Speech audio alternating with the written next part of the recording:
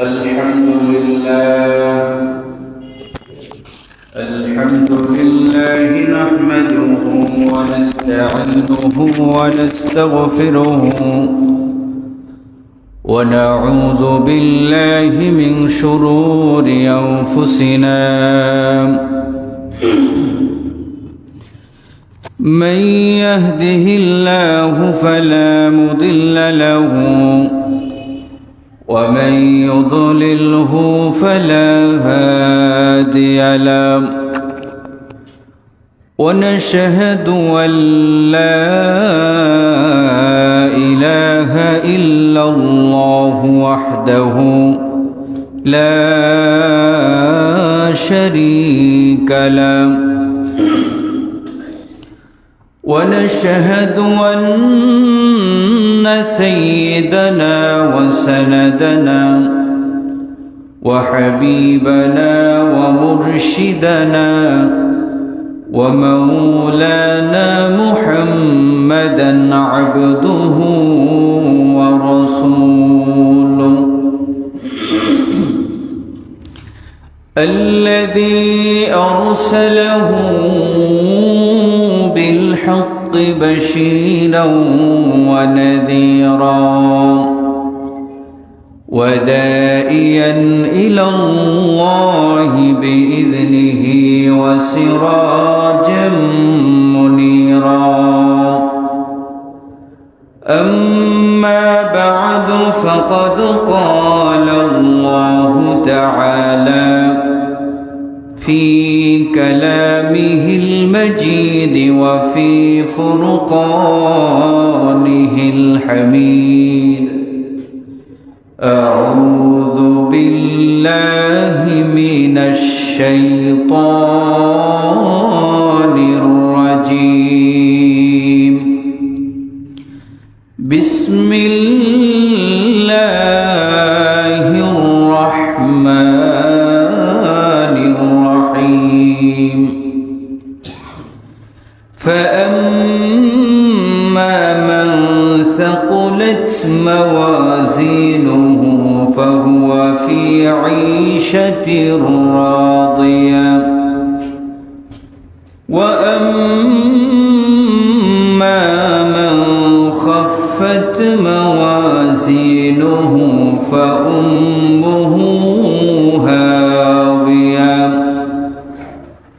صدق الله العظيم وصدق رسوله النبي الكريم ونحن على ذلك من الشاهدين والشاكرين والحمد لله رب العالمين. وقال النبي صلى الله عليه وسلم عن عائشة رضي الله تعالى عنها أنها ذكرت النار فبكت فقال رسول الله صلى الله عليه وسلم ما ينكيك؟ قالت ذكرة النار فنكيت فهل تذكرون أحليكم يوم القيامة؟ قال رسول الله صلى الله عليه وسلم أما في ثلاثة موطن فلا يذكر أحدا. بارك الله لنا ولكم في القرآن العظيم ونفعنا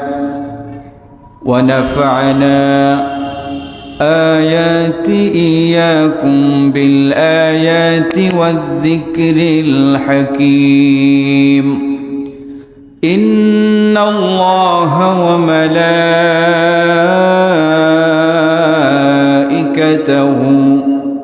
يصلون على النبي يا أيها الذين آمنوا صلوا عليه وسلموا تسليما اللهم صل على مولانا محمد وعلى آله مولانا محمد اللهم صل على سيدنا مولانا وعلى آل سيدنا ধন্য গো মা আমিনা বিবি ধন্য আপনার জিন্দগি আপনার বুকে তশরীফ আনলেন দো জাহানের প্রাণের নবী আল্লাহুম্মা সাল্লি আলা সাইয়্যিদিনা মাওলানা ওয়া আলা আলি সাইয়্যিদিনা بلغ العلا بكماله كشف الدجى بجماله حسنت جميع خصاله صلوا عليه وآله بلغ العلا بكماله كشف الدجى بجماله حسنت جميع خصاله اللهم صل وسلم وبارك عليه মুআজ্জাজ মুহতারাম সম্মানিত মুসল্লিয়ানে কেরাম মহান রব্বুল আলামিনের শাহী দরবারে লাখো কোটি শুকর ও সুজুদ যে মহান রব্বুল ইজ্জাত ওয়াল জালাল আপনাকে আমাকে আজকে পবিত্র শাবান মাসের প্রথম জুমায় আল্লাহ তাআলা আমাদেরকে আশার বসার আল্লাহ তাআলার গোলামি করার তৌফিক দান করেছেন এজন্য সকলে দিল খুলে শুকরিয়া তান বলি আলহামদুলিল্লাহ আরো জবান খুলে জোর আওয়াজে বলি আলহামদুলিল্লাহ রব্বানা লাকাল হামদ হামদান কাসীরান طيبا মুবারাকান ফীহি ইয়া রাব্বি লাকাল হামদু কামা ইয়ানবাগী লিজালালি ওয়াজহিকা ওয়াযীমে সুলতানি আমরা মহান রব্বুল আলামিনের শুকরিয়া আদায় করে নিলাম আবারও বলি আলহামদুলিল্লাহ প্যারে হাজির আমরা আল্লাহ তাআলার গোলাম আসছি একটা কারণে গোলামীর পরিচয় দেওয়ার জন্য গোলামীর পরিচয় দিয়ে মহান রব্বে করিমের দরবারে আবার হাজির হতে হবে এই দুইটা পরিচয় নিয়ে আমরা যারা সঠিকভাবে ঈমানের সাথে নেক আমল করে যারা জিন্দেগি গঠন করে যেতে পারবো কিয়ামতের ময়দানে তারাই সফল কাম হতে পারবো ইনশাআল্লাহ প্যারে হাজিরিন আজকের জুমার আলোচনার বিষয় হলো মিজানের ভয়াবহতা ও মিজানের পাল্লা ভারী করার আমল মিজান কোথায় থাকে কোথায় পাওয়া যায় আমাদের দেশে মিজান নামের অনেক মানুষ আছে না? সেই মিজান না, কিয়ামতের ময়দানে যেইটা দিয়ে আপনার আমার নেক আমল বদ আমল ওজন করা হবে সেটাকে বলা হয় মিজান। কি বলা হয়? মিজান। ওজন মাপার একটা বস্তু,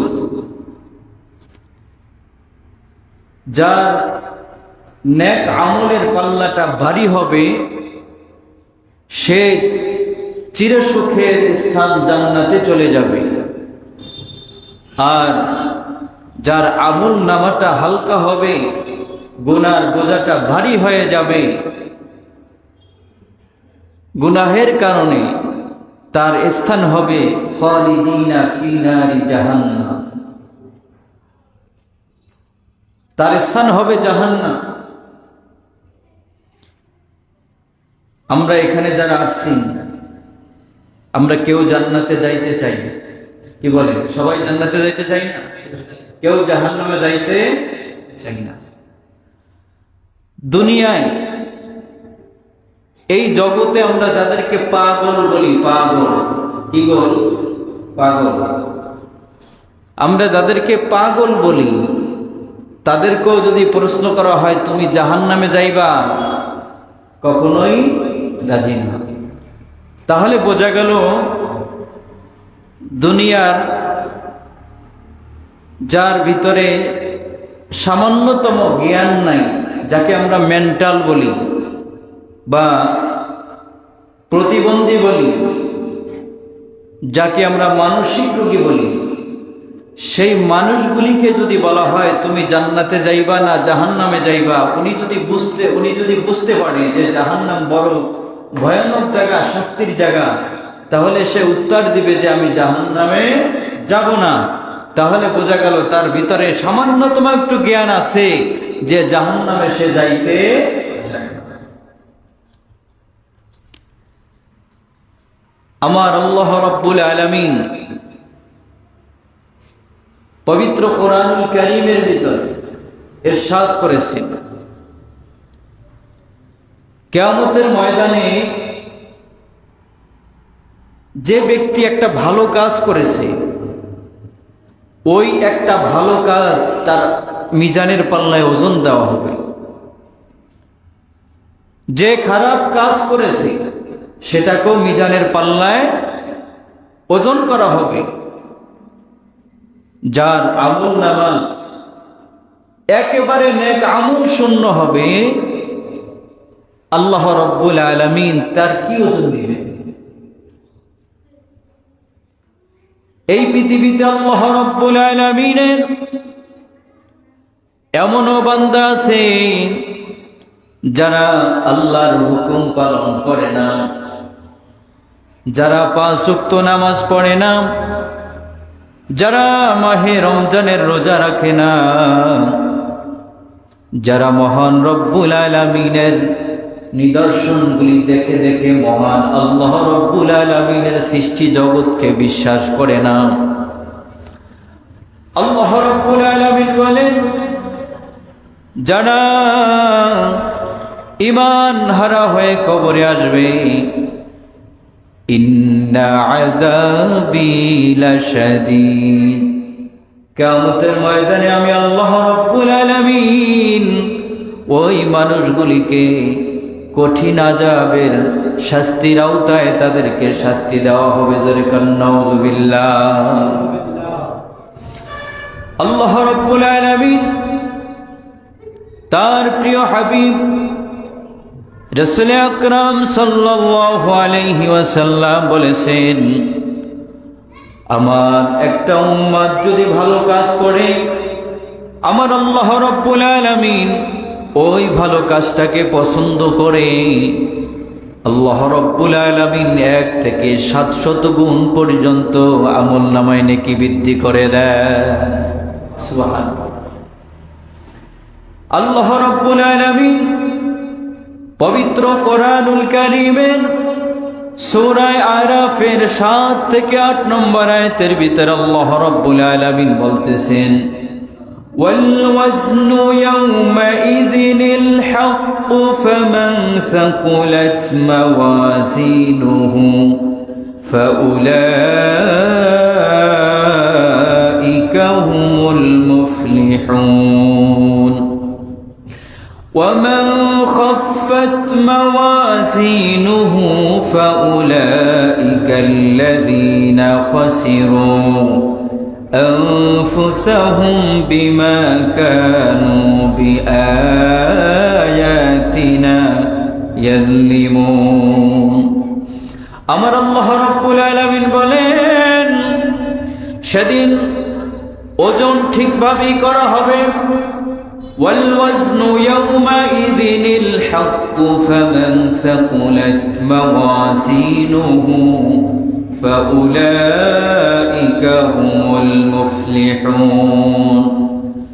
সেদিন ওজন ঠিকভাবেই করা হবে, যাদের ওজন ভারী হবে তারাই সফল কাম হবে।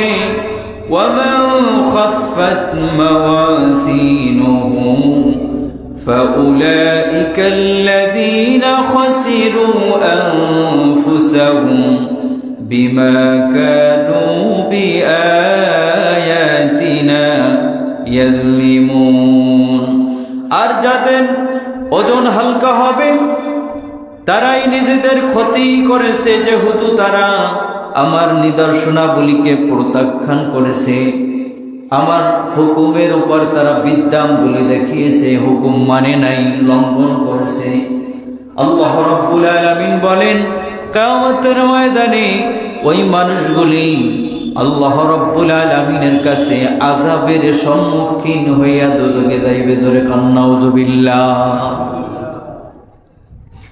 এরপরে আল্লাহ রাব্বুল আলামিন বলতেছেন, এই আয়াতের আমল সমূহ ওজন করার বিষয়ে বর্ণনা করা হয়েছে, আর এটা হবে কিয়ামতের দিন।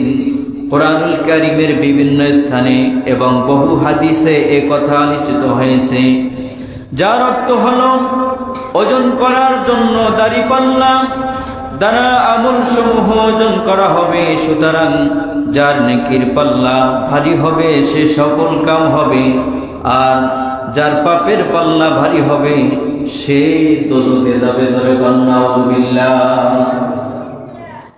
যার আমল নামায় সামান্যতম নেকি পাওয়া যাবে, সামান্যতম, আল্লাহ তাআলা তাকেও মাফ করে দিবেন। সুবহানাল্লাহ।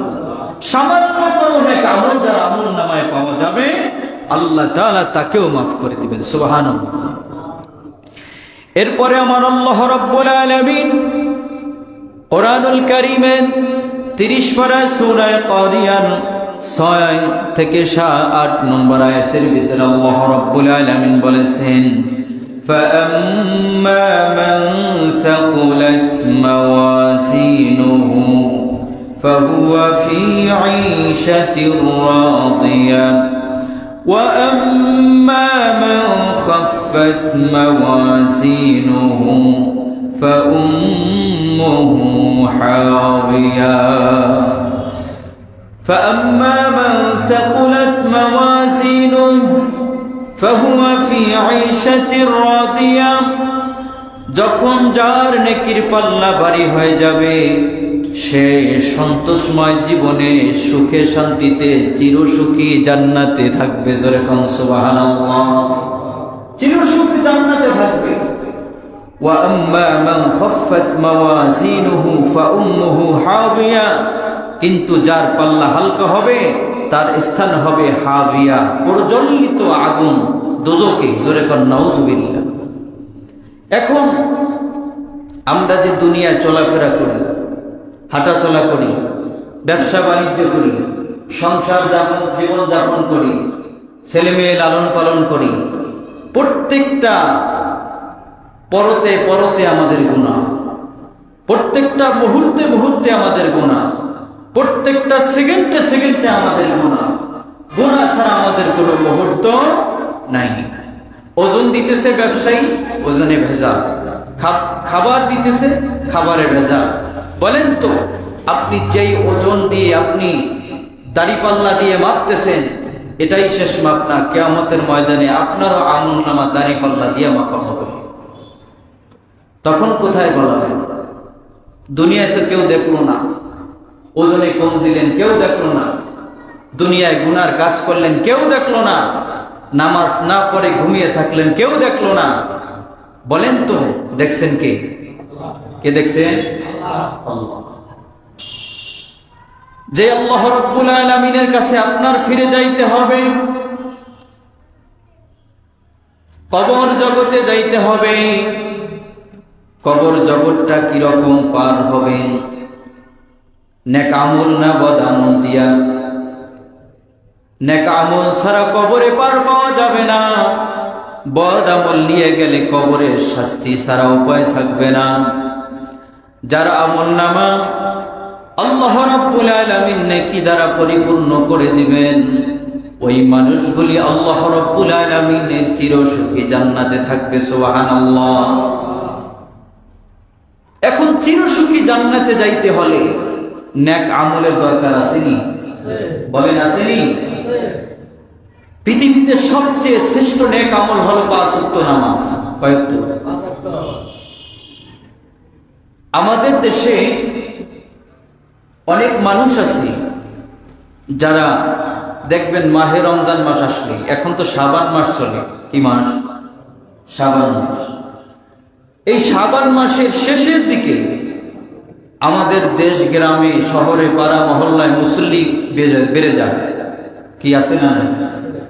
পাড়া মহল্লাতে মুসল্লির অভাব হয় না, কিন্তু এটা কতক্ষণ থাকে? যতক্ষণ পর্যন্ত ঈদুল ফিতরের নামাজ ঈদগাহে পর্যন্ত পড়া শেষ, মুসল্লির টুপিও শেষ, জুব্বাও শেষ, মুসল্লিও শেষ। কি হয় কি হয় না? কারণ এটার একটা কারণ আছে, ফজিলত। এটার ফজিলত হইল রমজানে অথবা বিভিন্ন ওয়াজ মাহফিলে আমরা শুনে আসছি যে রমজান মাসে যদি কেউ একটা ফরজ কাজ করে সে ৭০টা ফরজ কাজের সমান সওয়াব পায়। যদি কেউ ১ টাকা দান করে ৭০ টাকা দানের সওয়াব মিলে। কি শুনছি না? তিনি চিন্তা করলেন যেহেতু বছরে একটা সুযোগ তো আর মিস করা যায় না, বছরে একটা সুযোগ তো আর মিস করা যায় না। রোজা রাখি আর না রাখি, রোজা রাখি আর না রাখি, কিন্তু সমাজে চলতে হলে মানুষ তো অনেক কিছু বলবে। ৫ ওয়াক্ত নামাজটা ঠিকভাবে পড়িয়াই, তারপরে টুপি একখান মাথায় লাগায়, বাস। আবার কোনো কোনো সময় পর্দা সহকারে দোকানে আবার চা নাস্তাও করে। আছে কি নাই? পর্দা সহকারে চা নাস্তা করে, ইফতারি করে আর কি। দিনের বেলা সারা রাত্র রোজা রাখে, দিনের বেলা কি করে? ইফতারি করে। তাহলে এটা কি নেক আমল হইল? কথা বলেন, এটা কি নেক আমল হইল? না। আপনি আল্লাহ তাআলার একটা হুকুম লঙ্ঘন করলেন। আল্লাহ রাব্বুল আলামিন আপনাকে হুকুম করেছেন, বান্দা রমজান যখন আসে রোজা রাখো। রমজানের বাইরে তুমি ৫ ওয়াক্ত নামাজ পড়ো, নেক আমল করো, তোমার জিন্দেগিটা নেক আমলে সাজিয়ে নিয়ে আসো। নেক আমল দ্বারা, বদ আমল দ্বারা কিয়ামতের ময়দানে তুমি নাজাত পাইবা না। ঈমানের সাথে নেক আমল করে আসো। কিয়ামতের ময়দানে যদি তুমি ঈমানের সাথে নেক আমল নিয়ে আমার গোলামীর পরিচয় দিতে পারো, আমি মহান রব্বুল আলামিন তোমাকে বিনা হিসাবে মাফ করে জান্নাতে দিয়া দিব। এখন নামাজ পাইলাম, রোজা পাইলাম, হজও পাইলাম, যাকাতও পাইলাম, এরপরে আরো কিছু নেক আমল আছে। আসেনি নাই? দান সদকা করা নেক আমল নি নাকি বদ আমল? দান সদকা করা নেক আমল। কিন্তু কিছু কিছু জায়গায় দান করলে এটা বদ আমল। অনেকে বলবেন হুজুর এটা কেমন কথা? কিছু কিছু জায়গায় দান করলে এটা বদ আমল। যেমন যাত্রা পালার গানে যদি দান করেন, এটা কি নেক আমল হবে? হ্যাঁ, গান বাদ্যের উৎসবে যদি আপনি দান করেন, এটা কি নেক আমল হবে? তারপরে আমাদের দেশে এখন তো আবার একটা সিজন আসছে, খেলার সিজন। অনেক ছেলেপেলেরা ক্রিকেট খেলে, ফুটবল খেলে। ফরজ তরক করে যারা যে কোনো খেলা খেলুক না কেন, ওখানে হারামের গুনাহ হয়। ওখানে কি হয় বলেন? কি হয়? শুধু তাই নয়, যারা ওই খেলা দেখে, যারা স্বচক্ষে দেখে, শ্রবণ করে, উভয়ের পক্ষে হারামের গুনাহ লেখা হবে। এখন এই ছেলেপেলেরা যারা খেলার আয়োজন করে, এরা কি টুপি মাথায় দিয়া, পাঞ্জাবি মাথায় দিয়ে আপনার কাছে আসে না? হ্যাঁ, খেলার সময় মাঠে টুপি পাঞ্জাবি নিয়ে যায় না, জুব্বা পরে যায় না, হাফ প্যান্ট পরে, হাঁটুর উপর কাপড় তুলে প্যান্ট পরে তারপরে তারা খেলার আয়োজন করে। এটা কি জায়েজ আছে? কথা কয় না, জায়েজ আছে? অনেক যুবক আছে, অনেকের ছেলে আছে, অনেক মুরব্বী বাবাজিরাও আছে, যারা ওই হালাম খেলা দেখার জন্য সারা রাত্র আইশারের নামাজ বাদ দিয়া মাগার টিভির দোকানে বসে থাকে। কোন দল জিতলো, সেই দল জিতলো কে, তার স্লোগান পরে জোরে করে গোল করে চিৎকার মারে। কি আছে না? নাই? এটা বড় সওয়াবের কাজ, অনেক ফজিলতপূর্ণ সওয়াবের কাজ। নামাজ গেল কই? ইশারের নামাজ গেল, খেলা দেখতে দেখতে ফজরের নামাজ গেল। আপনি নেক আমলের জিন্দেগি গঠন করে সারা রাত্র ঘুমায়ে গেলেন, বাস। এখন চিন্তা করেন, একটু ব্রেনটা খাটান, এই মুহূর্তে যদি আপনার মৃত্যু হয়ে যায়, কি বলবেন?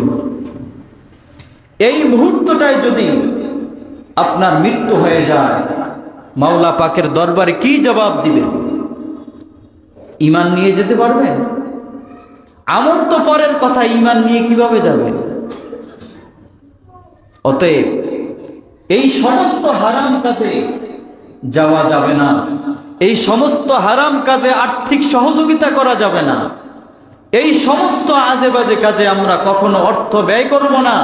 যদি কেউ করে থাকেন, আজকে তওবা করে যাবেন, আর কোনোদিনও এই সব কাজে, হারাম কাজে অর্থ ব্যয় করবেন না। কি রাজি আছেন? কি রাজি আছেন? আল্লাহ তৌফিক দান করুন, আমিন। প্যারে হাজির, তাহলে আমাদেরকে একটা জায়গায় দান করতে হবে, সেটা হলো যেইখানে দান করলে কিয়ামত পর্যন্ত সাদকায়ে জারিয়াতান সব পাওয়া যায়। আল্লাহ রাব্বুল আলামিন প্রত্যেকটি বান্দাকে নেক আমলের জন্য 99টা খাতা দান করবেন। কয়টা? আর একটা মহান রব্বুল আলামিনের কাছে রেখে দিবেন। আমার আল্লাহ রব্বুল আলামিন একজন বান্দাকে ডাক দিয়ে বলবেন, রে বান্দা, এই 99টা খাতা খুলে দেখো, তোমার কি নেক আমল আছে, কি বদ আমল আছে। খাতা খুলে দেখবে, আল্লাহ রব্বুল আলামিনের কাছে বলবে, আল্লাহ, যেই খাতাগুলি আমি খুলেছি, আমার খাতায় তো শুধু বদ আমল লেখা, আর কোনো নেক আমল তো কম পাওয়া যায়। যদি নেক আমল কম পাওয়া যায়, তাহলে বদ আমলের পাল্লাটা ভারী হয়ে যাবে, নেক আমলের পাল্লাটা খালি হয়ে যাবে, হালকা হয়ে যাবে।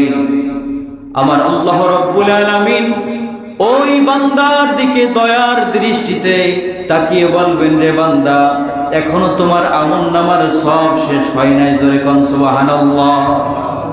এখনো সব শেষ হয় নাই, কি বাকি আছে? তুমি যে ঈমান এনেছো, তুমি যখন এই কালেমা পড়েছো, লা ইলাহা ইল্লাল্লাহু মুহাম্মাদুর রাসূলুল্লাহ সাল্লাল্লাহু আলাইহি ওয়াসাল্লাম, এই কালেমা যখন তুমি পড়েছো, এই কালেমার লেখা খচিত কাগজটা আমার কাছে জমা রেখেছি। আল্লাহ রব্বুল আলামিন বলবেন, রে বান্দা, এই কালেমা লেখার কাগজটা তুমি নেক আমলের পাল্লায় ভারী করে দাও। তখন বান্দা বলবে, আল্লাহ, কোথায় সামান্যতম একটা কাগজের টুকরা, আর কোথায় 99টা আমলনামার খাতা? বলছ আইনি ওজনে ধরেনি, 99 কোথায় আর কোথায় এক? তখন আমার আল্লাহ রাব্বুল আলামিন ডাক দিয়ে বলবেন, রে বান্দা, টেনশন করিও না, আমি মহান রব্বুল আলামিন তোমার সাথে আছি। দাও তুমি নেক আমলের পাল্লায় এই কাগজটা তুমি ছেড়ে দাও। তখন বান্দা দেখবে এই কালেমার পাল্লাটা ওই 99টা খাতার চেয়ে এটা অনেক ভারী হয়ে গেছে। সুবহানাল্লাহ। অন্য একজন বান্দাকে ডাকা হবে, তোমার 99 খাতা দেখো, কালেমার খাতাগুলি দেখো। মহান রব্বুল আলামিন বলবেন, এখনো শেষ হয় নাই, কি বাকি আছে? দুনিয়াতে তুমি দান করেছো, সদকা করেছো, মসজিদে দান করেছো, মাদ্রাসায় দান করেছো, গরিব এতিম মিসকিনদেরকে তুমি দান করেছো, খাওয়াইছো। এই নেক আমলগুলি আমার কাছে জমা আছে, এই নেক আমলগুলি নেকের পাল্লায় ছেড়ে দাও। মহান রব্বুল আলামিনের হুকুমে যখন নেক আমলের পাল্লায় ছেড়ে দেওয়া হবে, ওই বদ আমলের পাল্লার চেয়ে নেক আমলের পাল্লাটা অনেক ভারী হয়ে যাবে। সুবহানাল্লাহ।